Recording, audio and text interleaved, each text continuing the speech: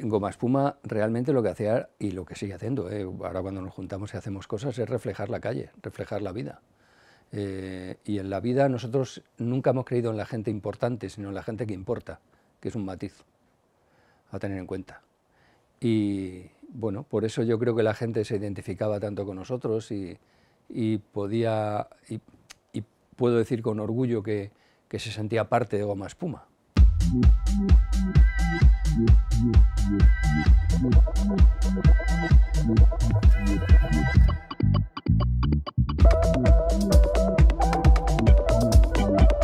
Amigos, amigas, bienvenidos a Voces, el espacio, el tiempo de conversación con personajes de la cultura aquí en Canal Saber. Hoy la voz que escuchamos es una voz de la radio, y las voces de la radio siempre nos hacen sentir confortables. Es verdad que algunas más que otras, pero las voces de la radio siempre nos retrotraen a tantos momentos vividos y tiene su componente de nostalgia. La de hoy es una voz que ha sonado y que sigue sonando con mucha fuerza en la radio y en otros escenarios. Juan Luis Cano nació en Madrid el 6 de mayo de 1960, es por tanto de la generación X, y pasó sus 25 primeros años en el barrio de Carabanchel, donde dice que se doctoró en Callejeo y Villares.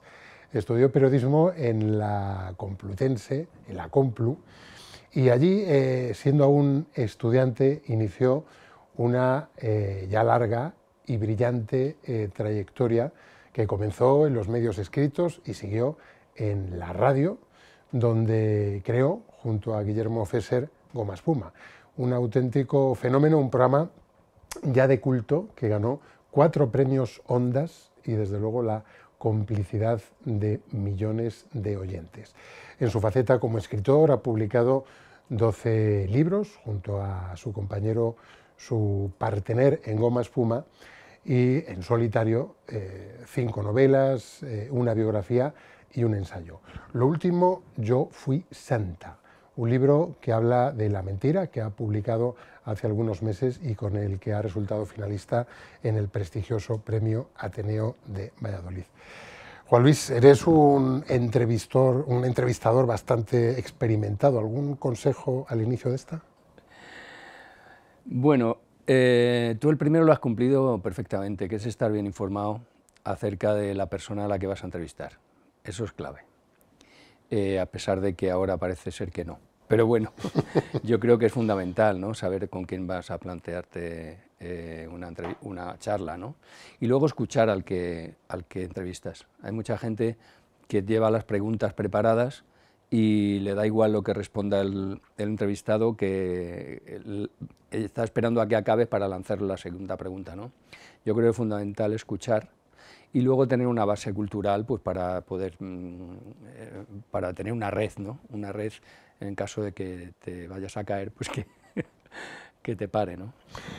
Yo te confieso que las llevo escritas, pero desde luego no tengo mucha confianza No, hay que llevar, poder ejecutar el guión tal cual. No, hay que llevar unas preguntas escritas, por supuesto, esa es la base de tu trabajo. Pero quiero decir que tú tienes que estar abierto a ver qué pasa en esa entrevista. Tú imagínate que tú y yo, a pesar de que tú tengas tus preguntas preparadas, empezamos a hablar de unos derroteros muy interesantes, que no va a ser el caso porque yo no soy un tío muy interesante, pero tú imagínate, oye, pues tú tienes que coger, romper eso y saber cómo reaccionar, ¿no? Bueno, por lo menos ha sido toda mi manera de trabajar en toda mi vida. Periodista, escritor, humorista, ¿en qué orden prefieres colocar esas facetas? Yo es que siempre me defino como un contador de historias. Es lo que quise ser siempre. Creo que la vida son historias. La vida, en cualquier faceta, son historias. Y hay que saber contarlas o querer contarlas. El periodismo se debería dedicar a contar historias reales, y la ficción te vale para contar historias ficticias, ¿no? Y yo creo que en los dos campos me gusta desenvolverme. Intento hacerlo de una manera honesta, siempre lo he intentado desde que era muy chaval, con total honestidad y sin ninguna sin ningún horizonte previsto, quiero decir.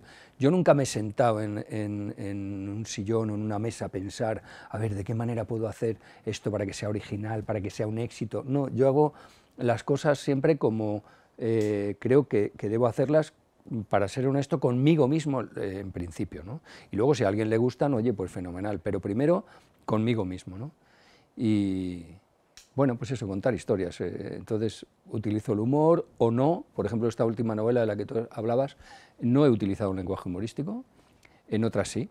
Yo creo que cada historia te exige, te pide, te demanda un tipo de lenguaje, ¿no? Y en el lenguaje humorístico, en la ironía, me manejo muy bien, siempre me he manejado muy bien, con Guillermo sobre todo en la radio y en cualquier otra cosa, cualquier otra faceta que hemos abarcado.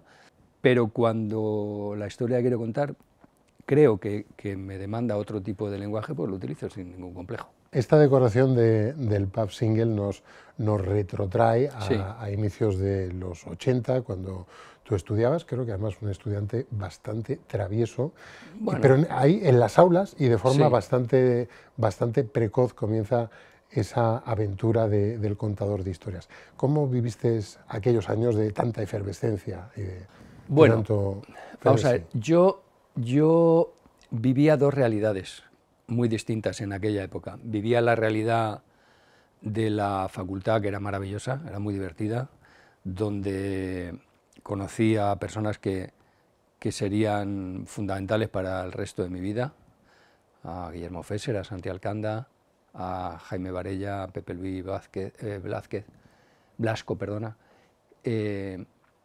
Bueno, ahí digamos que se formó el caldo de cultivo de lo que luego iba a ser mi vida profesional y personal.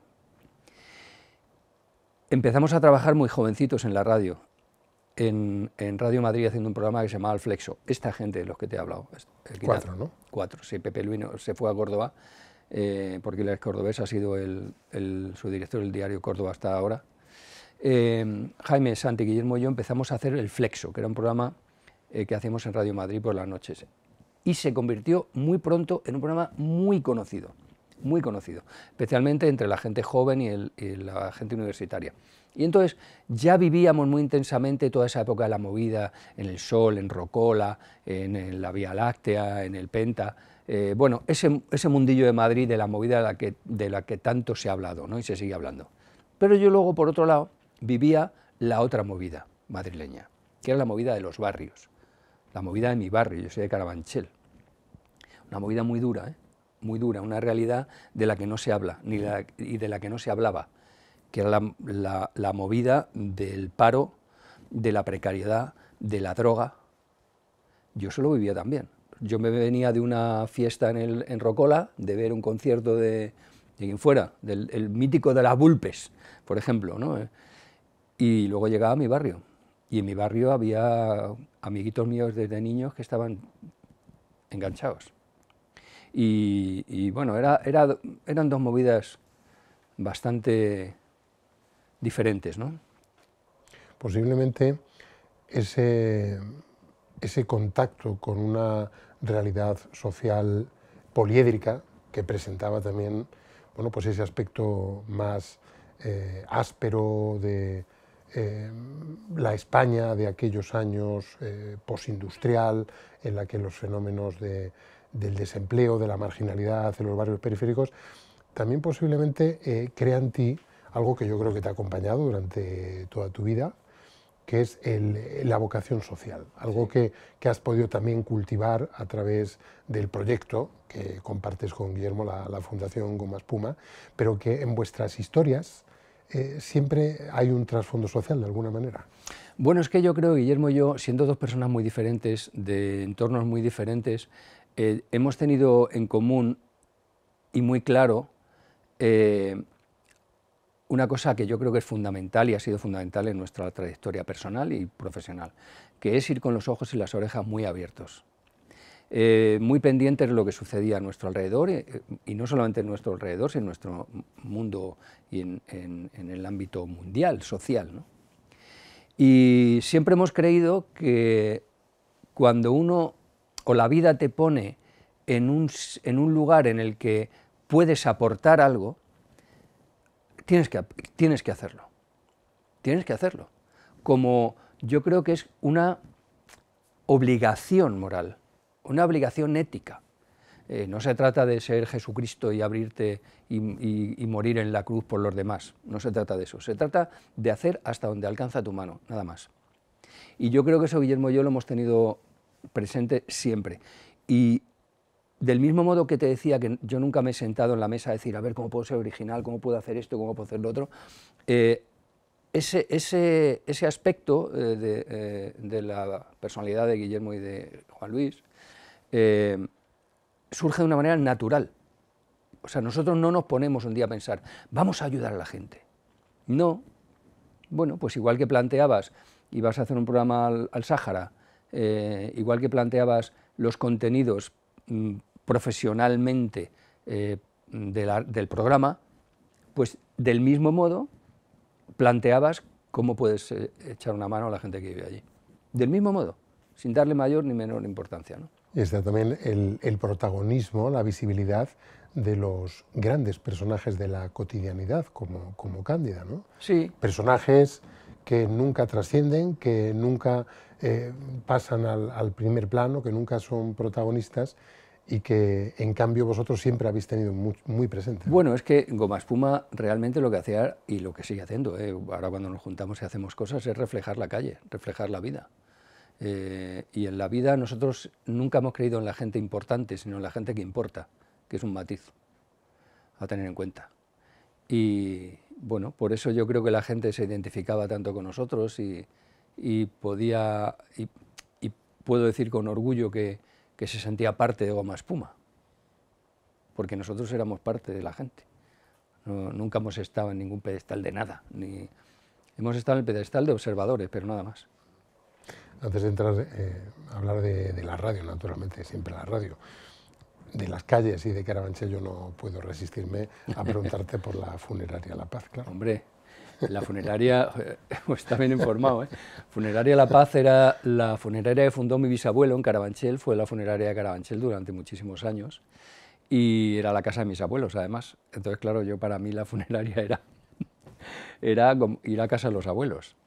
Entonces íbamos constantemente, además vivíamos muy cerca y nosotros teníamos una relación familiar estupenda entre todos los primos, los tíos abuelos, los primos segundos. Era una familia muy extendida y muy bonita, un ambiente precioso y claro, ir a la funeraria era ir a casa de los abuelos. Entonces, a lo mejor estábamos en mi casa yo con algunos amigos haciendo los deberes o jugando, y llegaba mi madre. Venga, Juan Luis, irá acabando, recoge que nos vamos a la funeraria. Y todo, ¿qué ha pasado? ¿Qué ha pasado? No ha pasado nada, vamos a casa de mis abuelos. ¿O dónde está papá? No, está en la funeraria. Ay, ¿qué ha pasado? Era muy divertido. Y luego, claro, el humor negro mola mucho, mola mucho. Y yo lo tengo. Quizá de eso, pues no lo sé, pero lo tengo. Hombre, creo que por el verano jugabais entre los féretros porque hacía más fresquito, ¿no? Sí, a los primos nos metían ahí a jugar entre los féretros. Era la sala donde se estaba más fresco en verano. ¿Sí? Y luego hay muchas anécdotas. Luego yo escribí una novela que se llama La funeraria, precisamente. No cuento la historia de mi familia, pero muchas de las anécdotas que cuento en esa novela sí son reales. Cosas que me contaban mis abuelos, mis tíos, mi padre. Y lo que sí hago en esa novela es describir exactamente cómo era la funeraria físicamente, o sea, cómo estaba distribuida, la parte del despacho, el garaje con los coches de muertos, los coches fúnebres, la sala de los féretros y tal, el cierre, y cómo era la casa de mis abuelos, que era la parte de arriba. Y se entraba o bien por la funeraria o bien por una puerta que había al lado. Y eso sí que lo describo perfectamente cómo era la... Y algunas anécdotas son reales también. ¿No te quisieron para dar continuidad al negocio familiar? Bueno, es que las funerarias en Madrid, no sé si te acuerdas, de un caso fue muy famoso, que se llamó el caso Funerarias, que fue una golfada, que municipalizaron todas las funerarias, nos quitaron el negocio de hoy para mañana porque sí, y al poco tiempo lo vendieron por 1 peseta. Fue una golfada estas que se hacían por entonces y nos dejaron sin la empresa. Bueno, dejamos la funeraria, pasamos por la facultad, en Radio Madrid FM, en ese programa tan mítico, sobre todo entre el Flexo, sí, entre los universitarios de aquella época, y llega Antena 3. Sí. Antena 3, que se convierte posiblemente en la emisora que más ha influido en la evolución moderna de la radio en España. Yo creo que es ya un caso de estudio en las facultades del periodismo. ¿Cómo vivisteis aquellos años en el que Goma Espuma pasa de ser un programa excéntrico para jóvenes en un producto de consumo en una radio que llegaba a todas partes? Pues yo no sé si de una manera muy inconsciente, o sea, inconsciente quiero decir porque no te dabas cuenta, era todo muy natural. Yo creo que ese análisis se ha hecho a posteriori.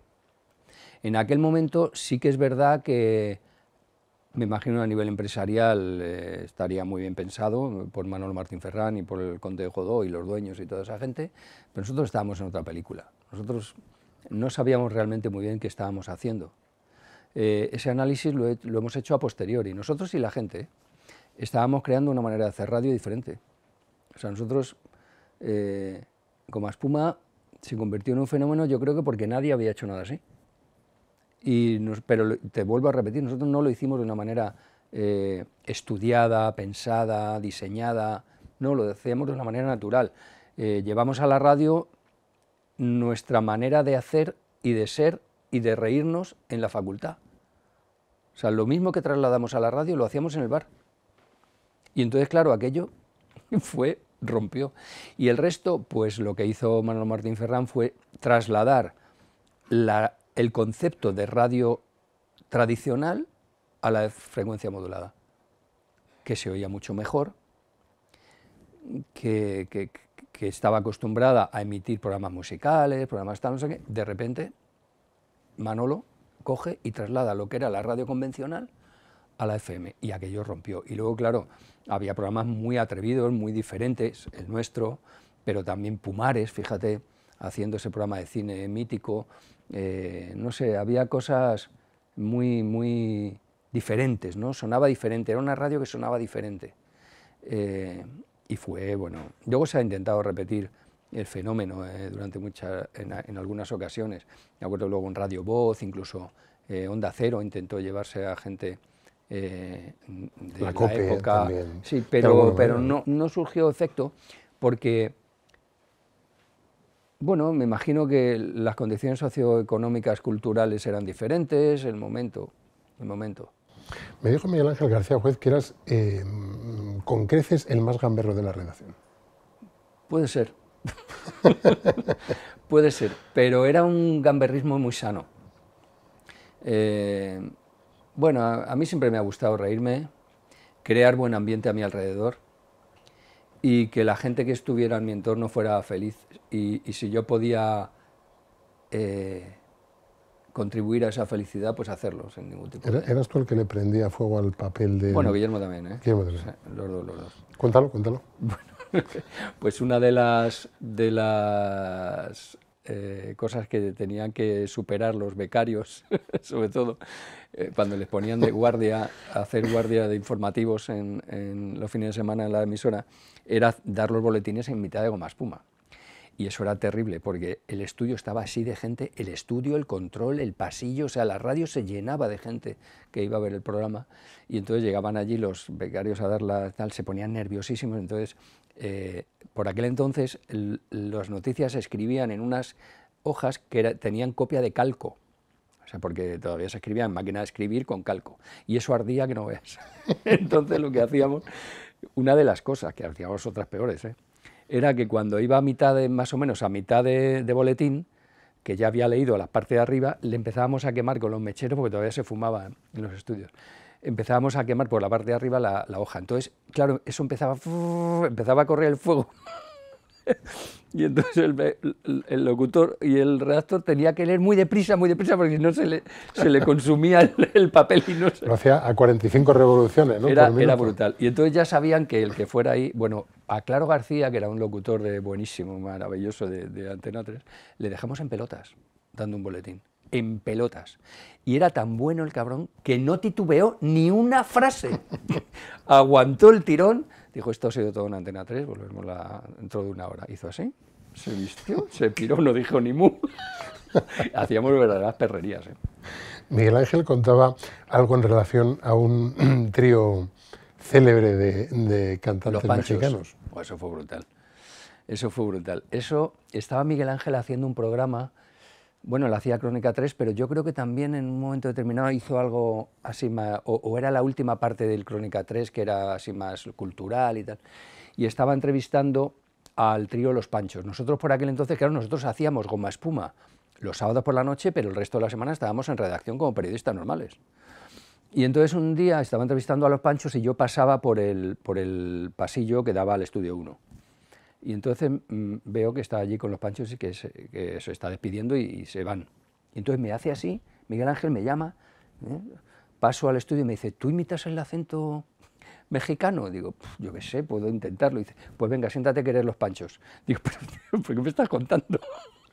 Y entonces el final de la entrevista, porque los Panchos tenían que, fueron antes de tal porque tenían otra entrevista no sé dónde, no me acuerdo ya qué contó, que no pudieron acabar la entrevista, vamos. Y entonces puso un disco y mientras acababa el disco me dijo eso. Y entonces acabé yo la entrevista de Los Panchos como si fuera uno de Los Panchos. Pues sí, güey, pues nada, pues estamos muy contentos acá en España, ¿no? Nos tratan muy bien, güey.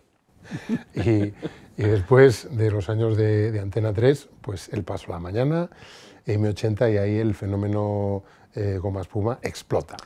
Bueno, yo radio, creo que la televisión, claro, el cine. Yo creo que ahí pasó, Goma Espuma pasó de ser un programa juvenil, de gente joven, universitaria, sobre todo, a ser un programa que ya llegaba a todo el mundo. Mira, mi mujer trabajaba por aquel entonces en una agencia de publicidad, en una central de medios, y ella decía que era impresionante porque, claro, los programas de radio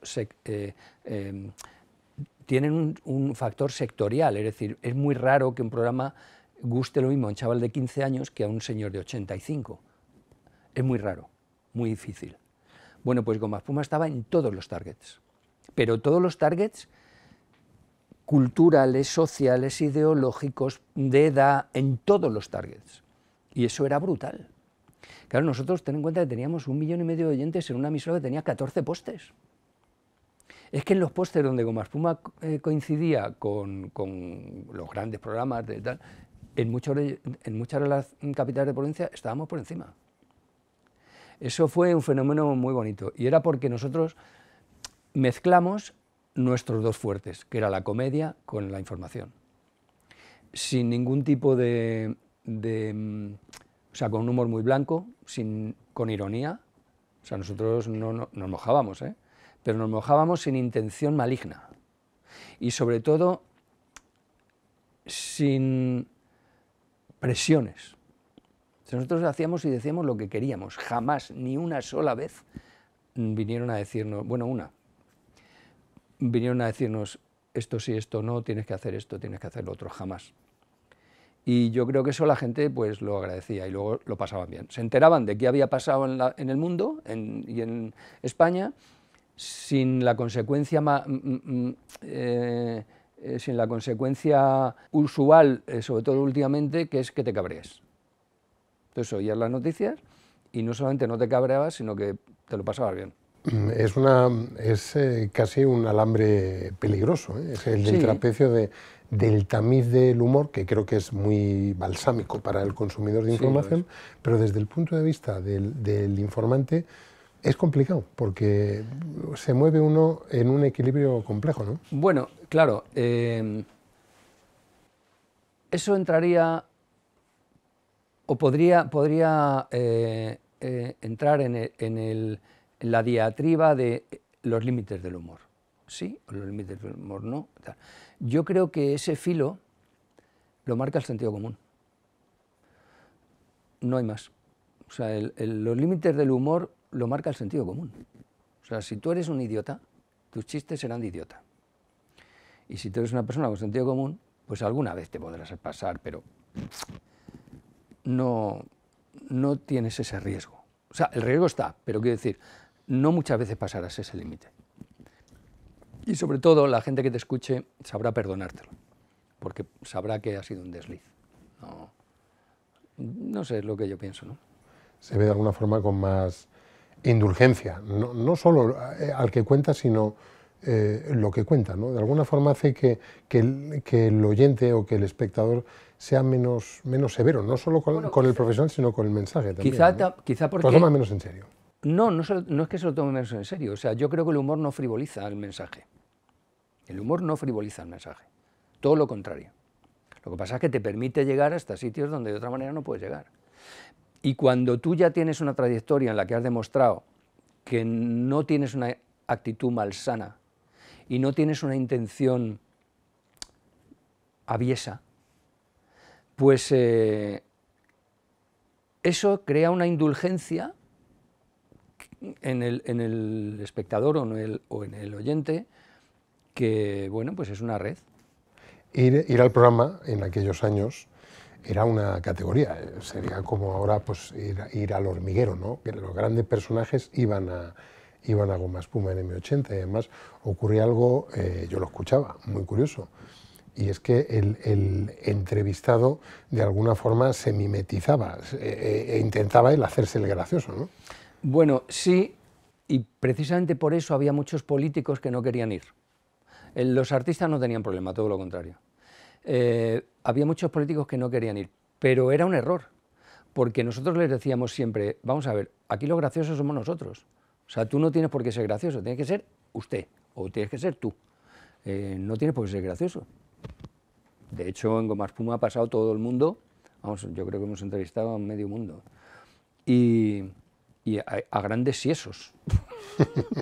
Creo que a Felipe González le convenció su hija. Sí, sí, bueno, Felipe González estuvo un par de veces. Lo que pasa es que la primera vez que fue se lo dijo a su hija y estuvo muy bien. Claro, Felipe González, bueno, las personas varían a lo largo de su vida, ¿no? Pero en aquel momento fue un gran entrevistado. Un gran entrevistado. Fue un momento de programas multitudinarios, de grandes personajes y también de programas en el exterior, de emitir desde los lugares más recónditos del planeta. Claro, es que yo creo que Goma Espuma una de las cosas que hizo fue llevar la radio al mundo gracias a la tecnología, porque fuimos los primeros que empezamos a sacar el programa completo a sitios del mundo recónditos. O sea, no a llevar una persona, mandar una persona, un corresponsal o tal, sino a llevar el programa entero a sitios, yo qué sé, inhóspitos. Fuimos los primeros en la historia de Cuba, desde la Revolución, los primeros en el mundo que conseguimos hacer un programa en directo, sin censura previa, desde La Habana, durante una semana entera. Aunque con algún... Sí, hubo alguna anécdota muy buena. Pero lo hicimos desde Radio Rebelde. ¿Y cómo lo hicimos? Pues porque nosotros poníamos un satélite en la azotea. Entonces, según... o sea, estábamos haciendo el programa y emitiendo en directo para España. Las payeras, y yo creo que a ellos... Sí, claro. Allí no lo pillaba muy bien eso. No sabían si se estaba emitiendo o grabando. Claro, claro. De todas maneras, nosotros conseguimos los permisos. Durante mucho tiempo estuvimos negociando que nos dieran permiso. Y lo conseguimos mintiendo, porque dijimos que íbamos a hacer un programa musical y tal, y luego hicimos un programa que, pues como era Goma Espuma, de todo, tenía música, tenía... Y la anécdota a la que te refieres era entrevistando a un comandante, es que no me acuerdo cómo se llamaba, bueno, es igual. Allá donde íbamos nosotros iban 10 personas con nosotros, allí controlando. Y entonces estábamos haciendo la entrevista a este señor, y claro, entre broma y broma, o sea que le metíamos algunas preguntas fuertes. O sea, quiero decir... Alguna pulleta. Alguna pulleta. Y entonces uno de los que estaba con él y tal, daba así desde el control, desde la pecera, así por órdenes se llama, que es un botoncito que solo oye el locutor y no sale antena. Entonces nos decía, eso no solo puede usted preguntar al comandante. Pero ya estaba emitido, entonces decíamos, y al cabo del rato, que ya le dije esas cosas, no se puede preguntar. Y fue muy divertido. Pero bueno, mira, lo mismo hicimos desde China. En China también estuvimos emitiendo desde allí, tardamos muchísimo en conseguir los permisos, pero también estuvimos emitiendo. O sea, Goma Espuma, independientemente de la risa, del humor y tal, hemos hecho cosas muy potentes desde el punto de vista comunicativo, ¿no? Juan Luis, has dicho en alguna ocasión que consideras que algunas de las cosas, de los programas que habéis hecho, han sido bastante adelantados a su tiempo. ¿Te hubiera gustado empezar en otra época, quizás ahora? No, Yo creo que si hago un recorrido por mi vida, pero no solamente profesional, personal, cambiaría muy pocas cosas. Creo que he tenido la suerte de ser una persona moderadamente feliz, que he sabido vivir y desarrollarme en el ambiente en el que me ha tocado, tanto en la infancia como en mi adolescencia, como en mi juventud, mi época adulta y madura. ¿Y por qué voy a...? No, de hecho yo creo que profesionalmente nos ayudó bastante el estar en una época en la que todo estaba por hacer y luego una época en la que se ganó mucho dinero, en los medios de comunicación se pagaba muy bien y me han permitido hacer siempre lo que he querido. Eso es, cuando te dedicas a esto, ¿no? Eso es maravilloso. Y luego he tocado todos los palos que he querido. O sea, he publicado libros que a mí, posiblemente de las cosas que más me gustan en la vida es escribir. He trabajado en la tele, en la radio, en la prensa. He escrito para teatro, para cine, yo qué sé, tío, si es que por publicidad he hecho mogollón de publicidad, que a mí me encanta la publicidad.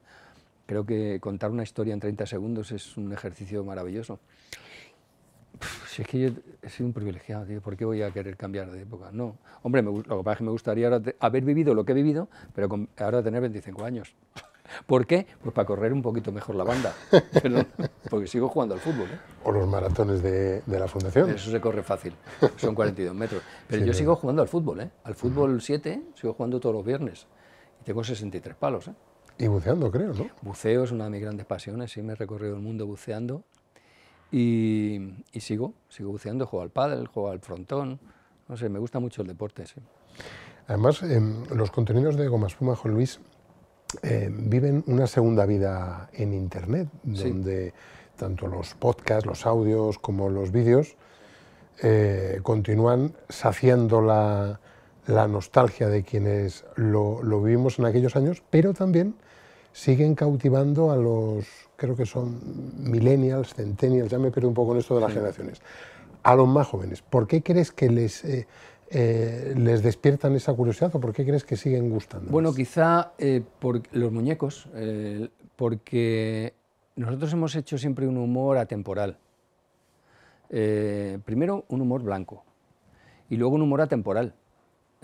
Cuando tú haces una parodia o una imitación de un señor o una señora, cuando pasan 20 años y ni Dios se acuerda de él, pues deja de tener gracia. Cuando tú haces un sketch que consiste en un marciano que habla en gallego, pues te hará gracia o no, pero lo mismo ahora que dentro de 50 años. Pues esa es la clave. Internet posiblemente ha cambiado nuestra forma de pensar. Hay mucha más pluralidad, más diversidad de medios. Antes había pues 3, 4 radios, una tele y los periódicos que había, ¿no? Ahora tenemos decenas de medios de comunicación, pero en cambio el sesgo de la autoafirmación, es decir, de consumir solo lo que a uno le ratifica en sus convicciones, es más fuerte y más potente que nunca. ¿Por qué crees que se produce este fenómeno? Hay que diferenciar entre las redes sociales e Internet. O sea, las redes sociales vienen dadas por Internet, pero una cosa es Internet como un mar de conocimiento en el que se navega, las webs, el mundo web, el mundo Wikipedia, tal, no sé qué, y luego están las redes sociales. Las redes sociales son las que han hecho realmente que cambie nuestra manera de pensar, o por lo menos, si no que cambie, que delimite la libertad de nuestro pensamiento. ¿Por qué? Pues entre otras cosas porque ha disminuido y ha comprimido el espíritu crítico. O sea, si yo quisiera, yo solamente recibiría mensajes de personas, de empresas, de medios, de no sé qué, que reafirmaran mi manera de pensar. Y eso es malo. Eso es malo precisamente por eso, porque te hace perder el espíritu crítico. Luego, otro gran problema, vamos a ver, las redes tienen también sus cosas buenas, pero yo estoy hablando de los perjuicios bajo mi punto de vista. Otra cosa que han hecho las redes sociales es cambiar el tipo de consumo cultural e informativo. Ahora yo no conozco a nadie a nadie, claro, quitando gente de mi generación y gente ya más mayor, a nadie que se lea un artículo entero, a nadie que se lea un artículo de fondo, a nadie que se lea una crítica de un libro entero, a nadie. Eso es muy peligroso, porque te quedas en el titular. La tiranía del tuit, ¿no? Te quedas en el titular, no profundizas. ¿Eso qué significa? Eso significa que te la meten, te la cuelan, pero vamos, con una de pipas. Y eso es muy peligroso, políticamente, socialmente. Y luego, cuando tú tienes acceso a todo, absolutamente a todo lo que sucede en el mundo y lo que no sucede también, y no tienes un tamiz por el que pasar toda esa información, pues también es muy peligroso. Los adolescentes en la pornografía, por ejemplo. Si tú no tienes el tamiz de la educación, de lo que te permite distinguir lo bueno de lo malo, lo peligroso de lo inocuo, pues puede ser muy perjudicial. Por eso es una sociedad que castiga severamente al disidente, digámoslo así, que propicia menos espacios para pensar diferente o quizás para pensar simplemente de forma más libre. No, yo no creo que haya menos espacio para pensar diferente, ¿eh?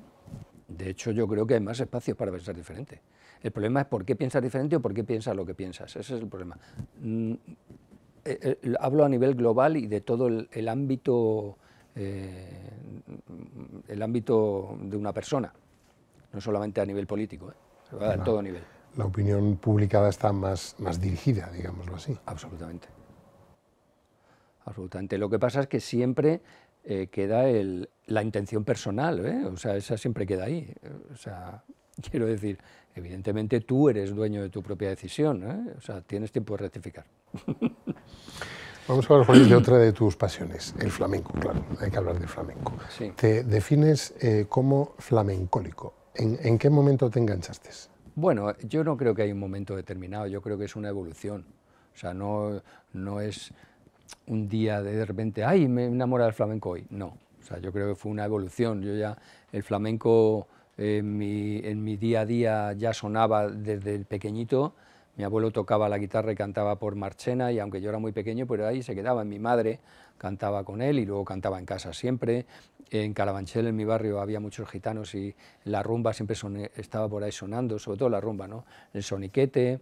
Y bueno, pues mi padre tenía algún disco, en casa de mis amigos, de mi amigo Juanjo, su padre tenía discos de Loli Manuel. O sea, digamos que fue sonando poco, siempre estuvo en mi vida por ahí sonando el flamenco, ¿no? Y ya poco a poco, pues yo iba descubriendo más. Eso significaba que me iba gustando más, eso significaba que cuando más me gustaba, más quería saber, cuanto más sabía, más me gustaba, y ya me convierto en un pelma. Para los demás, sobre todo, claro.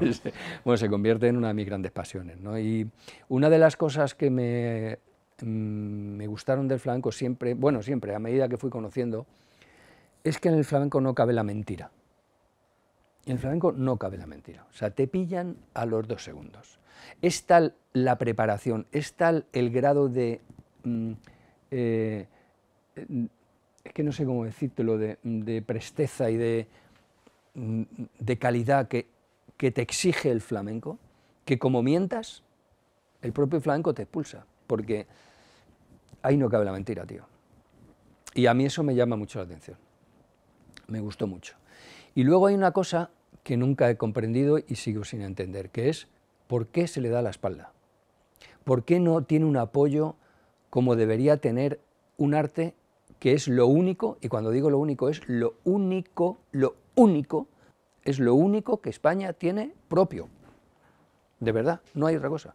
Y que curiosamente el mundo vive un momento extraordinario. Bueno, por supuesto, pero los flamencos, los grandes flamencos se buscan la vida fuera de España, porque aquí, ¿qué? La Bienal de Sevilla, la Suma Flamenca de Madrid, 4 cosas. No hay un programa en una hora buena en los medios públicos, no lo hay. O sea, hay un programa en Radio Nacional de Teo que los domingos a las 6 de la tarde. O luego el de José María Velasco. Claro, o sea, siempre es periférico, el horario, los días, no sé qué. Que no haya en Televisión Española un programa importante, flamenco, importante, ¿Pero qué me estás contando?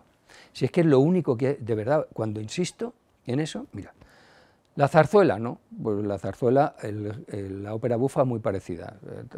La gastronomía, España, la gastronomía, bueno, se come en todos los sitios, mejor o peor, en todos los sitios se come. Los toros, es que ni los toros, es que se torean en Francia, se torean en América, se torean en Portugal, es que ni eso. O sea, lo único que genuinamente podemos decir, señores, esto es lo único que se hace aquí, y de aquí, desde aquí, y no existe en otro lado, ¿eh? Pues no se le hace ni caso. ¿Y sabes por qué es? Por desconocimiento. No creo que sea por maldad, por desconocimiento, porque la gente no conoce el flamenco, no lo conoce. Lo considera algo trasnochado, incluso casposo. Pero, claro, pero eso porque no se conoce. O sea, casposo y trasnochado el flamenco es una cosa súper moderna, donde los artistas están evolucionando constantemente, admirado en el resto del mundo como no te puedes llegar a imaginar. Los músicos flamencos son adorados y reclamados en todo el mundo por los grandes músicos de todos los géneros, del jazz, del rock, del flamenco, o sea, del pop, de la clásica, Pero, ¿de qué estamos hablando? O sea, que me digan que es una cosa casposa cuando hay gente como Israel Galván en el baile que está haciendo cosas brutales, Eva la Hierbabuena, o sea, donde hemos tenido guitarristas como Paco de Lucía o sin ir más lejos, Vicente Amigo, Gerardo Núñez, o sea, gente que están en la vanguardia musical. Pero ¿cómo que estamos? ¿Pero qué me está? Enrique Morente, por favor, sí que ha sido un creador adorado y que ha dado 40.000 vueltas al flamenco hasta ponerlo en un sitio. O sea, ¿cómo que el flamenco es una cosa casposa? Es por desconocimiento. No creo que sea por maldad, por ignorancia. Y los personajes del flamenco, como los de los toros, tan auténticos, tan geniales, tan irrepetibles. Sí, bueno, yo creo que todos los géneros dan personajes genuinos. Pero los del flamenco son muy nuestros, porque sí, es nuestra cultura, ¿no? Sí, pero bueno, personajes genuinos ha dado siempre el teatro, el cine, claro, el flamenco, la música en general, porque son gente que viven, sobre todo antes, ahora no, gracias a Dios ahora el flamenco se le respeta más y profesionalmente está en otro escalón, pero cuando eran gente que vivían muy a salto de mata, dependiendo de que un señorito le diera unos duros para cantar en un cuartito y tal, pues claro, esa marginalidad y ese vivir en el extremo, evidentemente, pues facilita el que surjan personajes pues muy genuinos.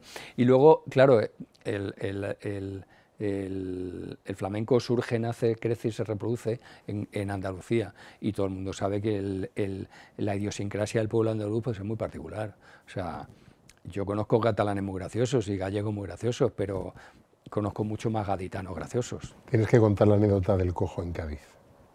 ¿El cojo Peroche? Sí. Bueno, es muy conocida entre los aficionados al flamenco. Iba el cojo Peroche y el Beni de Cádiz caminando por Cádiz y pasaron por delante de la casa donde vivía José María Pemán, y entonces ahí, por lo que se ve, hay un cartelón, vamos, una placa allí que pone aquí vivió don José María Pemán y tal. Entonces se paran los dos delante de la placa y le dice el Beni al cojo: cojo, ¿en tu casa cuando tú te mueras qué van a poner? Y se queda así el cojo Peroche y dice: hombre, se vende. Bueno, pues ese tipo de personajes, ¿no? Rápido, con una gracia de la calle, ¿no? Eso lo da mucho el flamenco. Y hablando de personajes, están los personajes de tus novelas. Sí. Los de la última no tienen posiblemente mucha gracia. Yo fui Santa, sí. Una novela que cuenta, ambientada por cierto en una localidad del Bierzo, que cuenta la historia pues, de una mentira, ¿no? de una fake news, cuyas consecuencias acaban escapando al control de sus autores. ¿Cómo surge la historia? Bueno, yo quería contar cómo una cosa que no es cierta, una historia falsa, una falsedad, puede llegar a convertirse en algo muy gordo si el relato está bien hecho y si la gente está dispuesta a escucharlo y a creerlo. Y una aparición mariana me parecía perfecto para eso, ¿no? Una aparición mariana. Yo no entro en que haya apariciones marianas falsas o no falsas, yo no entro en cuestiones de fe, no tengo mi propia creencia, pero no entro en cuestionar la fe de nadie. Esto es una historia que yo me inventé y punto, ¿no? Y lo hice basándome en una aparición mariana falsa de una niña que para librarse de unas circunstancias vitales, pues dice que ha visto a la Virgen, y a partir de ahí la que se monta. Y bueno, era simplemente eso, ¿no? Yo creo que el relato está bien construido, ¿qué voy a decir yo, no? Y bueno, fue para mí muy emocionante llegar a ser finalista de un premio tan importante, ¿no?, como el Ateneo de Valladolid, que es el segundo premio más antiguo de España. Un jurado con 5 premios Nadal. Sí, sí, efectivamente. Estaba Care Santos, estaba Manuel Vilas, Gustavo Martín Garzo, o sea, un premio importante, ¿no? Y para mí fue brutal. Y lo más alucinante del caso es que se me había olvidado que me había presentado. Eso fue muy divertido.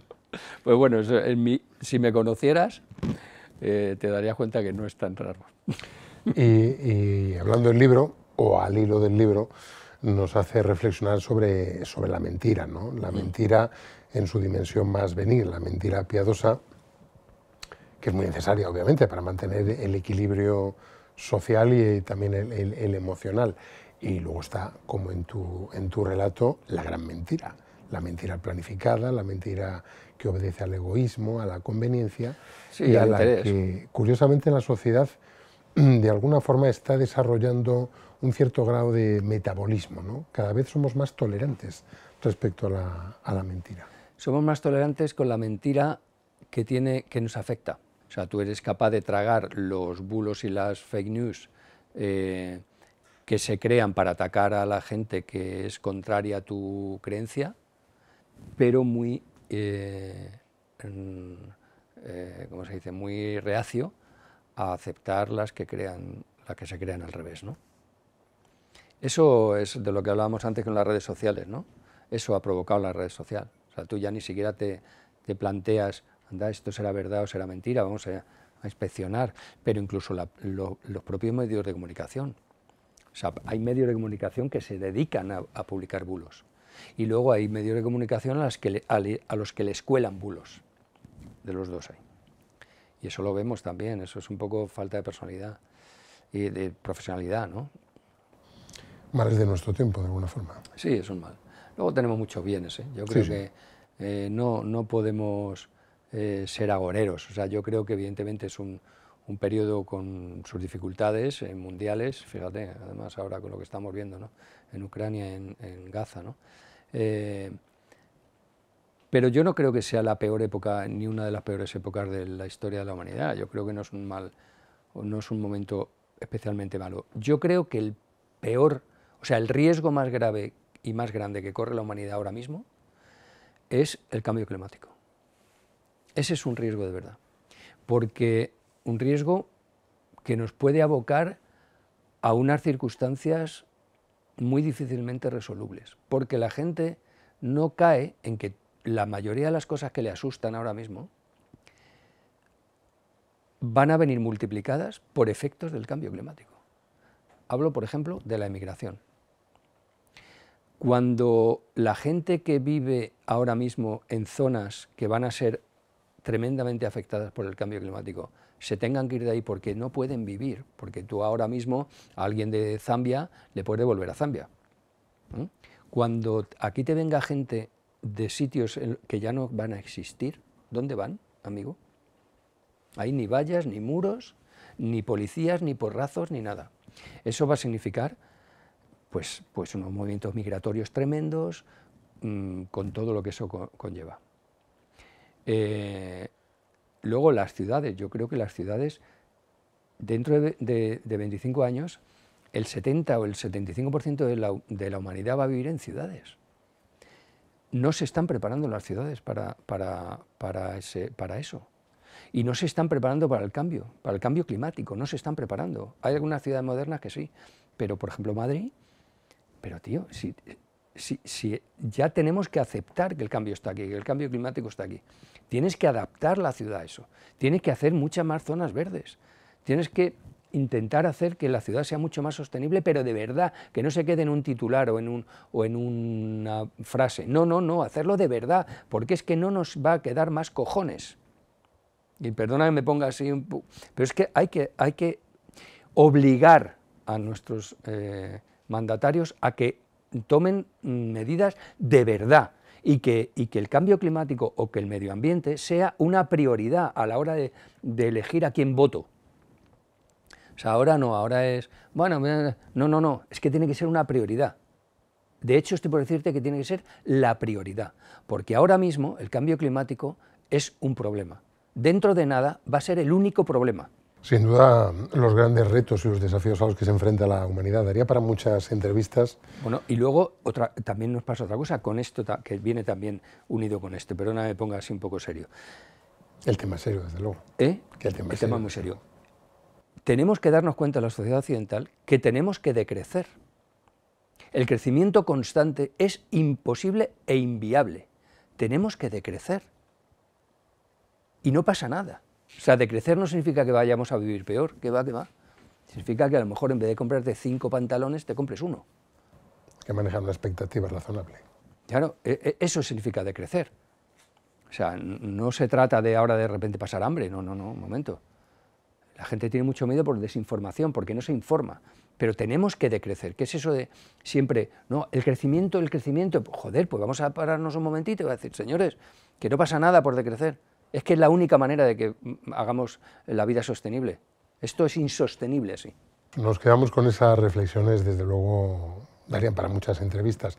Esta, Juan Luis, si te parece, la terminamos con un clásico de Fernando García Tola, que por cierto hizo un programa de televisión española que se titulaba Flamencos. Era un genio. Sin duda. Tola era un genio. Él te hubiera preguntado, ¿qué es lo primero que harías si fueras presidente? Si fuera presidente, ¿de qué? ¿Del gobierno? Del gobierno. Supongo, no de la comunidad de vecinos, ¿no? Él se referiría al gobierno, sí. Pues mira, lo primero que haría sería irme a cenar con mis amigos y luego tener en cuenta lo que te acabo de decir, el medio ambiente. Sería mi prioridad.